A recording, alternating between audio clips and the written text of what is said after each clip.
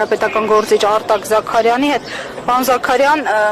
պարբերաբար թիրախավորում է քաղաքական առաջնորդը, ձեր քաղաքական առաջնորդը, երրորդ նախագահը իշխանությունները այս անգամ ինչ են ուզում եւ պատահական եք համարում ընտրված ժամանակահատվածը նախընտրական թե հենց միտումնավոր է։ Չէ, թիրախավորում են, որովհետեւ ուժ են տեսնում եւ թիրախավորման հիմքում էլ որպես կանոն կամ շինծու բաներն են, խնդիրներն են կամ մաքուր զրպարտություններն են, եթե քաղաքական մասով վերցնենք։ Ընդհանուր առմամբ բնականաբար սպասելի պրոցես է, որևէ այսպես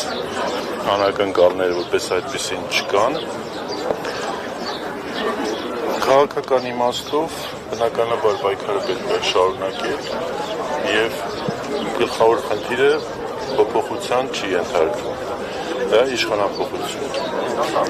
Որովհետեւ առանց դրա մենք Հայաստանի Հանրապետության ներկայի եւ ապագայի մարտահրավերներն ու սպառնալիքները չեզոքացնել եւ լուծել չենք կարողանալու։ Մենք հիմա էլ տեսնում ենք, թե դրանք գնալով ինչպիսի ավելի կարծր եւ ավելի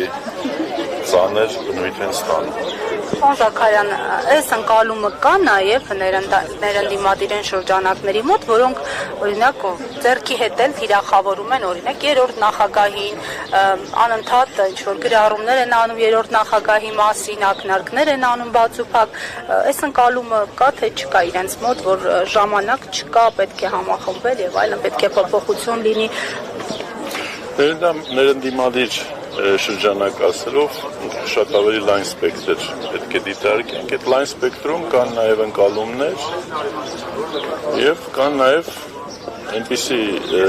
շրջանակներ կամ անհատներ, որոնց մոտ ընկալումը այլ դրսևորում ունի, ավելի շատ անձնական խմբային շահերով պայմանավորված։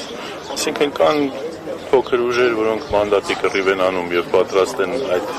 կռվի մեջ ներքաշվել նաև ընդդիմության դեմ պայքարելով, ընդդիմադիր այլ ուժերի դեմ պայքարելով։ Կան քաղաքական ուժեր, անհատներ, որոնք հասկանում են իրավիճակը եւ գնահատում են adekvat եւ պատրաստ են համախմբված ձևով միասնական ճակատով հանդես գալ։ Այսինքն մանդատի հերթական կռվին են պատրաստվում 2026 շրջանակներ, այո, որոշ շրջանակներ եւ առաջիկայում այդ շրջանակներն ավելի լայնանալու են։ Ցավոք, բայց նորից եմ ասում, դրանից խնդիրը չի փոխվում։ Դրանից խնդիրը չի փոխվում, Հայաստանի Հանրապետության առջև ծառացած խնդիրները դրանով չեն լուծվում, ընդհակառակը շատ ավելի բարդանում են, շատ ավելի կարծրանում են եւ ընդդիմությանը այսօր շատ անհրաժեշտ է